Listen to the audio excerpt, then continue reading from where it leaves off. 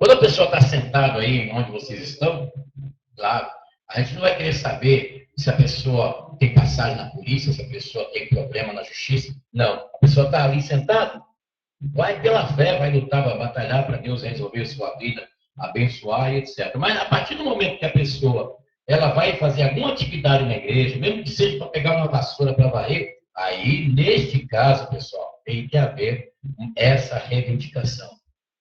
Porque nós colocamos aqui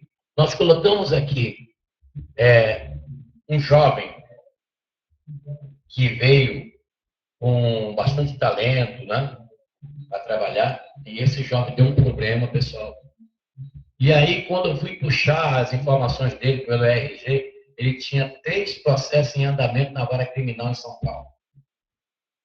Quase esse cara, ele trouxe um problema para a igreja tão terrível.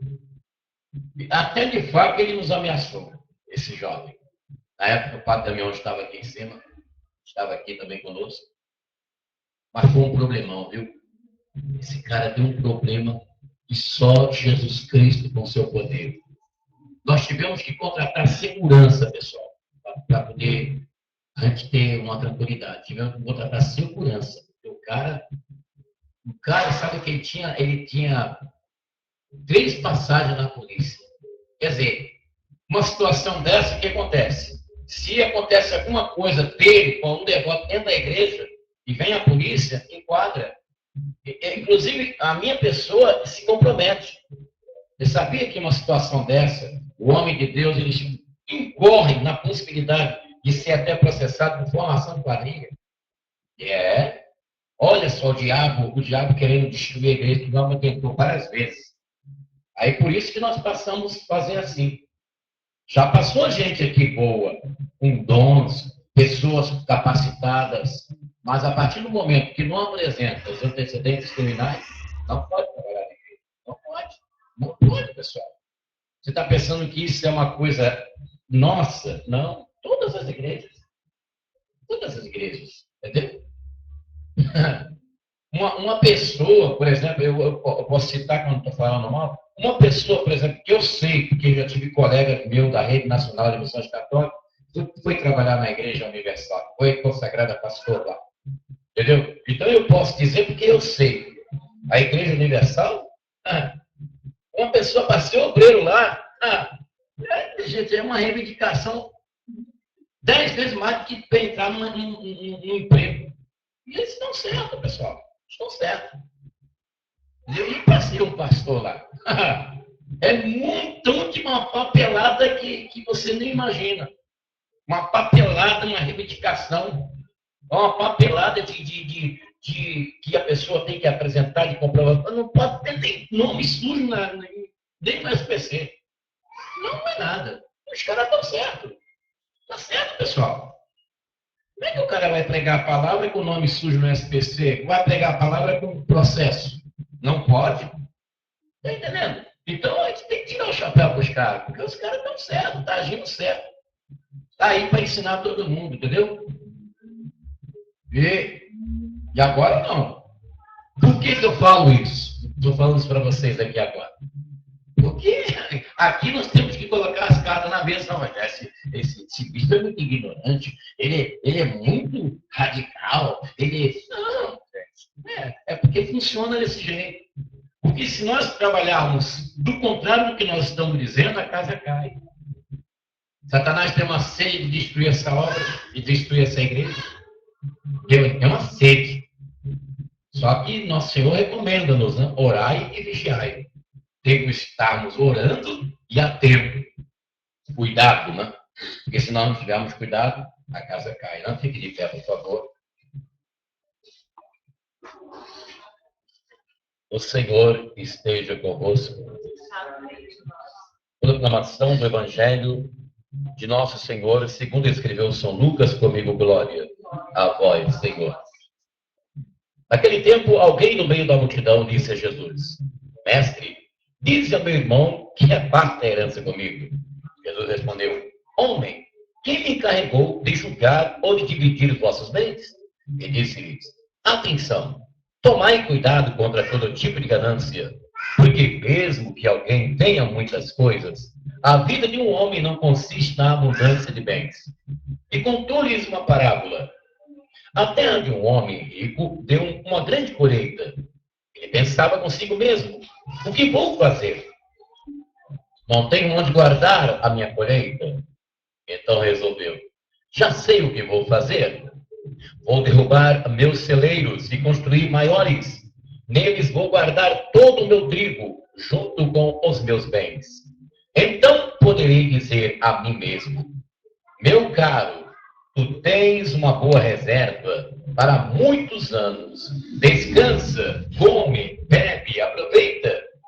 Mas Deus lhe disse: louco, ainda nesta noite pedirão de volta a tua vida, e para quem ficará o que tu acumulastes?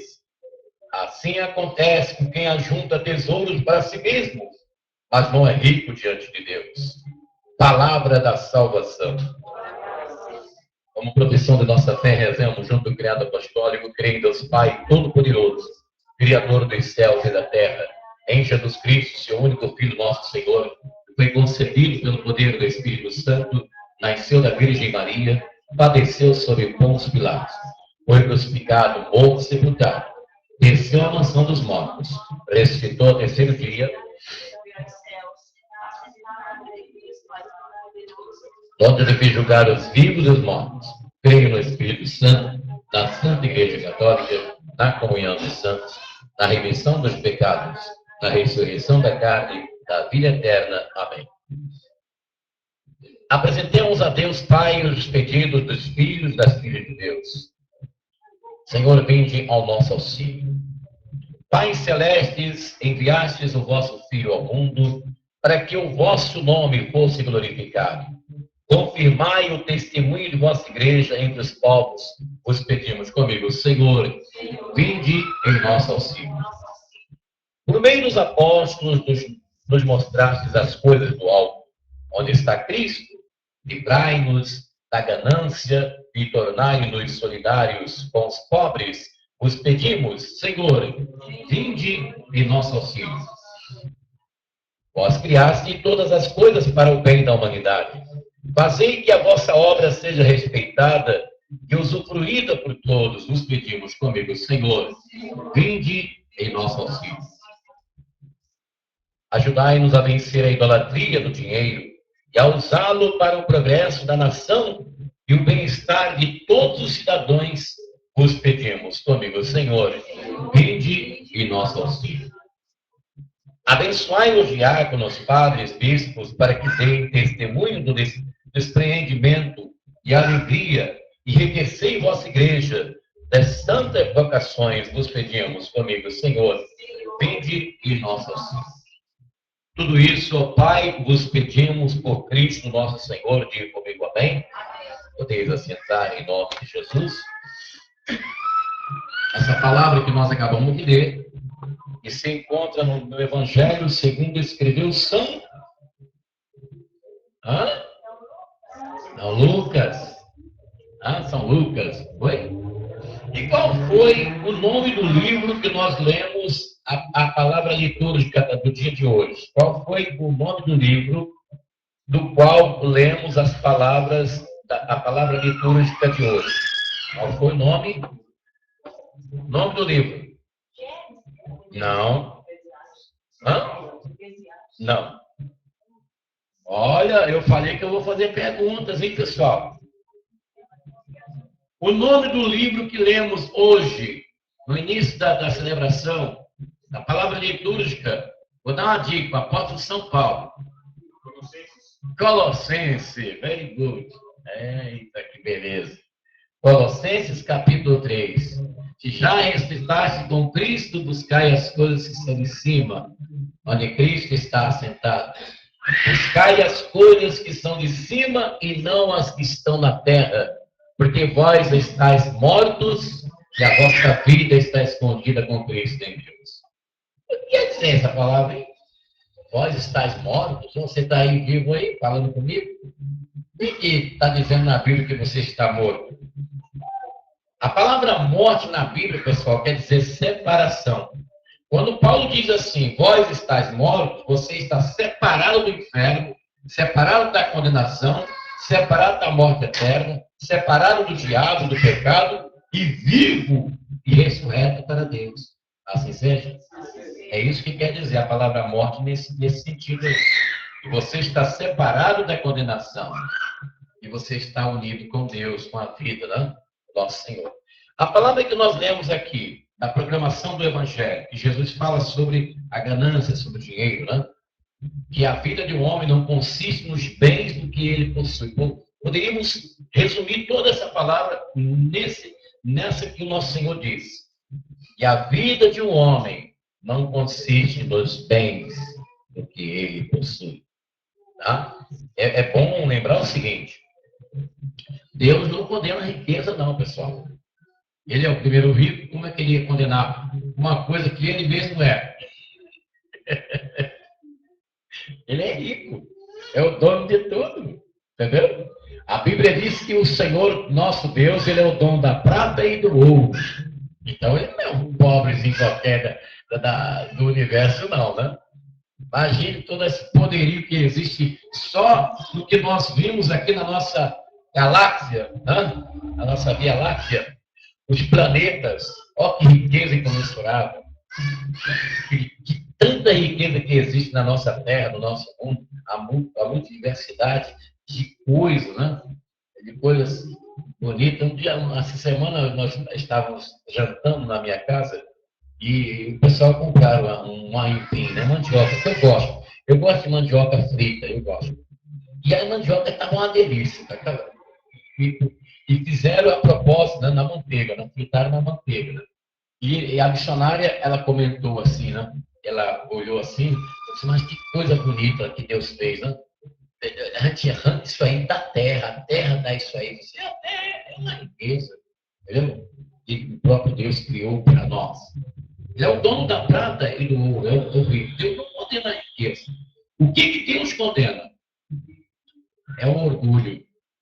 É o espírito avarento do homem, né? A pessoa que tem alguma coisa e começa a desfazer do irmãozinho, da irmãzinha. Entendeu? Uma pessoa, por exemplo, uma vez eu conheci um homem que ele estava com 10 mil reais no banco. O que é 10 mil reais? Não é nada. Mas ele estava se achando. Ele chegou a dizer assim, eu posso tudo, eu tenho 10 mil no banco. Tive que rir. Mas eu não sorri assim na minha face, não, entendeu? Dentro de mim eu fiquei dando gargalhada. Coitado. Tem que nascer de novo, né?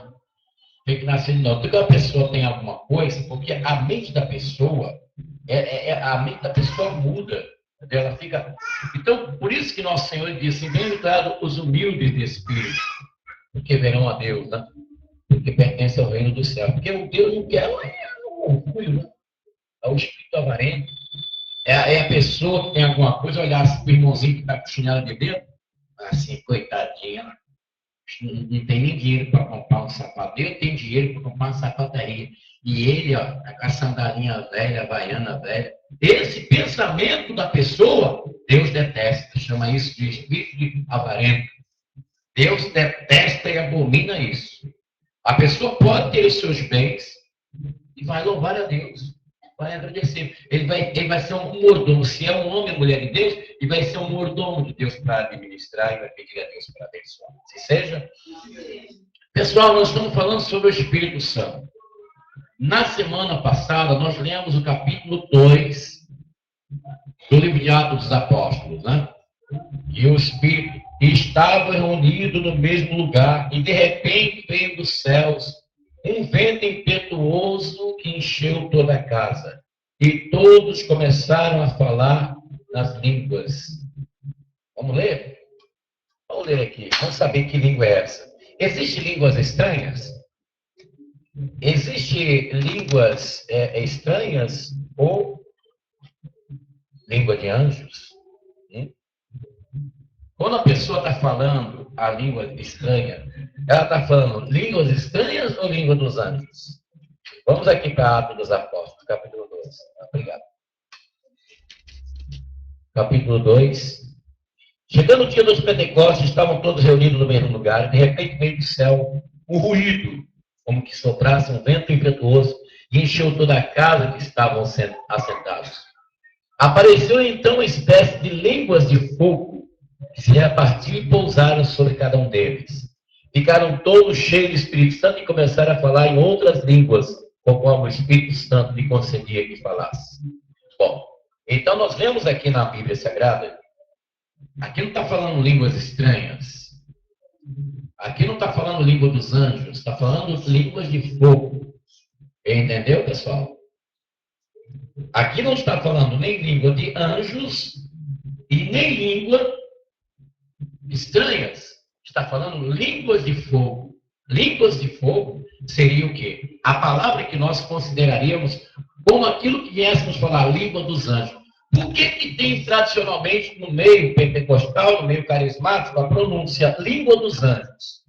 Porque existe lá no capítulo 13 da Epístola de Paulo aos Coríntios, quando Paulo ele fala assim, ainda que eu falasse as línguas dos anjos e não tivesse o amor, de nada disso me aproveitaria. Então, essa palavra, língua dos anjos, ela está no capítulo 13 de Coríntios, quando Paulo, ele diz, ainda que eu desse meu corpo para ser queimado, não tivesse amor, nada disso me aproveitaria. Ainda que eu pegasse todos os meus bens e desse para os pobres, destruísse minha riqueza, não tivesse amor, nada disso me aproveitaria. Ainda que eu falasse a língua dos anjos dos santos, e não tivesse amor, nada disso me valeria. Então, por que se fala no meio do povo de Deus em língua dos anjos? Por causa dessa palavra aí. Mas quando a pessoa ela está falando nas línguas do Espírito Santo, está falando línguas de fogo, que está aqui na Bíblia. Então não é certo você falar línguas estranhas. Não é? E não é certo você falar também língua dos anjos. Tá bem, pessoal? Eu vou ler de novo. Chegando o dia dos Pentecostes, estavam todos reunidos no mesmo lugar, de repente veio do céu, ruído como que soprasse. Um vento impetuoso encheu toda a casa onde estavam assentados. Presta atenção aí. Apareceu-lhes então uma espécie de línguas de fogo, que se repartiram e pousaram sobre cada um deles. Ficaram todos cheios do Espírito Santo e começaram a falar em outras línguas, conforme o Espírito Santo lhes concedia que falasse. Agora, um fenômeno que ocorre aqui no capítulo 2 de Atos dos Apóstolos, você nota o seguinte, os discípulos, recapitulando o que nós dissemos no domingo passado, os discípulos receberam a promessa de Nosso Senhor de que eles receberiam o Divino Espírito Santo. E Nosso Senhor disse assim, olha, ficai em Jerusalém, até que do alto sejais revestido do poder. Quer dizer, em outras palavras, ficai em Jerusalém até que do alto recebais a manifestação do Espírito Santo. E isso aconteceu. Eles ficaram lá no cenáculo, rezando. Entendeu? E aí, logo assim que Nosso Senhor ascendeu aos céus, ele, um dia depois, na festa dos judeus, esse Pentecostes é uma das festas dos judeus. Os judeus são um povo, eles são povos de festas. É um povo de festa, o povo judeu. A vida deles é festa, festa, festa, festa, festa. Festa do Turim, é festa da Páscoa, é festa do Pentecostes, é festa do Tabernáculo, é festa da colheita, é festa de tudo. Eles fazem festa para tudo. Eles até inventam festas.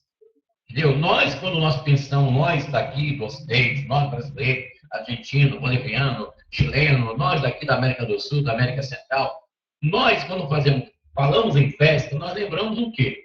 Começamos da nossa casa, aniversário, casamento, é isso? Uma comemoração, uma festa na igreja. Mas eles fazem festa para tudo. E neste momento aqui, estavam várias nações lá em Jerusalém, porque Jerusalém era praticamente um ponto turístico. Por quê? Ponto turístico? Porque lá tinha um templo famoso. O templo mais famoso da época era o templo dos judeus. O templo que havia sido reconstruído. Aquele templo de Salomão, que fora construído por Salomão, havia sido destruído na época de Nabucodonosor. que depois, na gestão de Zorobabel, Esdras, Neemias, o templo foi reconstruído. Quando o nosso Senhor nasceu, aquele templo estava construído. Era praticamente um shopping center de Jerusalém. Como o povo judeu estava sempre em festa, então os povos, as nações, as aldeias, as cidades próximas ali, as províncias, iam para Jerusalém participar, comprar, né? Porque você sabe que nas festas tem as vendagens, o comércio, a venda, a compra, o encontro, né? Às vezes a pessoa quer se encontrar com alguém, marca no lugar, uma festa, uma comemoração. Estavam ali estes povos. Eles estavam ali, vamos ver. Achavam-se em Jerusalém piedosos de todas as nações que há debaixo do céu. Ouvindo aquele ruído, reuniram-se muita gente, maravilharam-se de que cada um ouvia falar na sua própria língua. Então, note bem. Os discípulos, vamos parafrasear aqui por causa do tempo. Não vamos ficar lendo aqui para nós ganharmos tempo. Eu vou parafrasear o texto para você. As nações que estavam ali em Jerusalém começaram a ouvir falar. Aqueles galileus começaram a falar das maravilhas de Jesus na língua deles. Entendeu? Então eles chegaram e disseram assim, não são esses galileus? E por que nós estamos ouvindo esses galileus que falam aramaico e arranham hebraico, falando nas nossas línguas originais? Eles não eram poliglotas. Porque hoje, para uma pessoa falar inglês, tem que ir para uma escola estudar. Entendeu? Eu estou há mais de 2 anos estudando inglês. Só sei dar bom dia, boa tarde, boa noite, até agora. Entendeu? Ainda estou aprendendo ainda. Para mim é uma das coisas difíceis aprender a falar inglês. Você para falar inglês, você tem que estudar. Para falar polonês, o francês, o alemão, o italiano, você tem que estudar. Para poder você aprender a falar o inglês, falar o alemão. E aqueles discípulos, eles não eram poliglotas. Eles não falavam, eles não tinham estudo. E eles começaram, quando o Espírito Santo foi manifestado sobre eles, eles começaram a falar naquelas línguas deles. Então não era língua estranha. Língua estranha, se eles falassem e ninguém entendesse. Aí seria língua estranha. Então não é língua estranha, vamos pela Bíblia, pessoal. Então é errado esse negócio de dizer, língua estranha, não. É muito errado a pessoa que é batizada no Espírito Santo dizer assim, ele está falando na língua estranha. Ou então, ele está falando na língua dos anjos. Errado. Ele está falando línguas de fogo. Entendeu?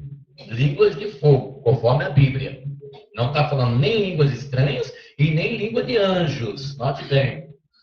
Eu acredito que nós falaremos a língua dos anjos quando estiver no céu com Jesus. Quando estiver lá no céu com Jesus. Aí nós vamos ter o mesmo idioma dos anjos, nós falaremos. Mas enquanto aqui na terra, não. Quando você é batizado no Espírito Santo, você fala nas línguas, você está falando línguas de fogo. Agora vamos analisar aqui.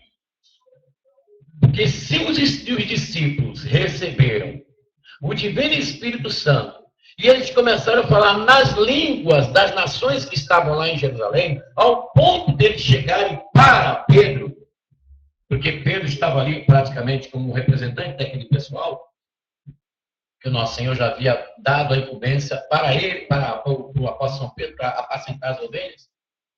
E chegaram e falaram, não são esses galileus? E por que nós estamos ouvindo esses galileus falar na nossa língua as maravilhas desse Jesus de vocês?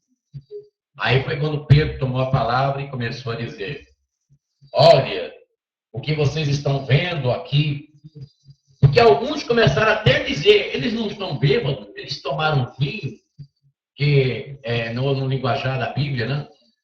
Diz assim, mosto, né? Eles estão cheios de mostos, ou seja, eles estão embriagados.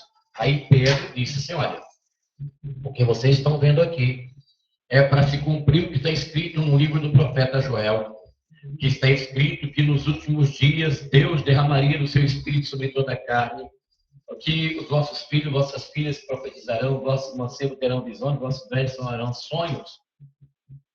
E isso está se cumprindo. Está se cumprindo agora. Está começando a se cumprir agora. o derramado do Espírito Santo. E Pedro, então, começou a dizer e explicar, a partir daquele momento, o que havia acontecido em Jerusalém, quem era Jesus. Ele fez uma pregação. A primeira homilia pentecostal que o apóstolo São Pedro, primeiro Papa, né, fez em Jerusalém, aqui no momento. Você vai ler aqui na sua casa, o capítulo 2 de Atos dos Apóstolos. E quando terminou, as pessoas chegaram para Pedro e disseram assim: olha, o que devemos fazer? Diante de tudo isso que você falou, Pedro. E Pedro disse: arrependei-vos e convertei-vos e sejam batizados em nome do Senhor Jesus Cristo e sereis perdoados dos vossos pecados. E assim começou a igreja. Agora, note bem, a funcionalidade, ou seja, a função. Por que Deus, então, derramou do seu Espírito ali naquele momento? Nós vamos ver o resultado. O resultado foi para quê? Expansão do Evangelho, para a pregação do Evangelho. Mas a igreja de Jesus continuou recebendo o Espírito Santo. Bom, se naquele momento, no capítulo 2 de Atos, nós estamos aqui vendo agora que foi para a expansão, a pregação do Evangelho, porque naquele tempo não tinha celular, não tinha tradutor do Google, não tinha escola de idiomas assim, ou no caso, escola de idiomas tinha, não sofisticada como nós temos nos nossos dias. Não era fácil. Paulo, o apóstolo, ele tinha cultura, ele era um poliglota, ele falava idiomas, ele era um homem estudado. Ele pertenceu à seita dos fariseus, ele aprendeu dos pés de Gamaliel, era um homem muito, muito sábio. Mas lá para São Paulo vem depois, né? Aqui eram os discípulos do nosso Senhor. Os discípulos humildes, simples, lavradores, cultivadores de terra, pescador como Pedro, eram pessoas simples. Não tinha ali ninguém de patente maior, de grande sofisticação de conhecimento. Eram pessoas simples e foram usados para evangelizar aquelas pessoas que estavam ali. Bom, se o Espírito Santo foi derramado no Pentecostes, e naquele momento, a função do qual o Espírito Santo derramou sobre os discípulos, a consequência veio para evangelizar, a pergunta agora: para que Deus derrama o Espírito Santo na igreja atual, hoje? Por que Deus derrama o Espírito Santo sobre o seu povo no dia de hoje, próximo domingo? Nós vamos continuar esse assunto, que é muito importante. Então, você aprendeu que o batismo, a palavra batizar, vem do grego, que quer dizer mergulhar. Que o batismo no Espírito Santo, biblicamente, ele existe. Por quê? Porque o João Batista, quando ele estava batizando nas águas, que a palavra batizar é mergulhar. Note bem, pessoal, vamos recapitular aqui. Eu tenho aqui essa bacia com água, né? Eu tenho aqui. Então, o que é um batismo? Batismo é um mergulho. Mergulho na água. A palavra batizar é um verbo no grego, que quer dizer mergulhar. Aí você pergunta, mas por que a igreja faz a aspersão? O que é a aspersão? É o pingo d'água. Nós já fizemos esse batismo aqui, várias crianças aqui na nossa igreja. O pingo d'água. Por que se batiza com pingo d'água na igreja tradicional? Porque na igreja, no tempo primitivo, quando a igreja se expandiu, não era em todos os lugares que existia rios. Mas não existia. Não são em todos os lugares que existem rios.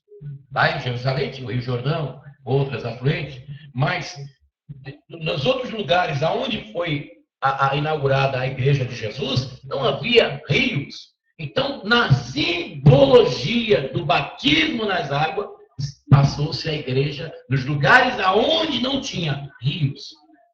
Usaram a aspersão. Mas o batismo realmente é o mergulho.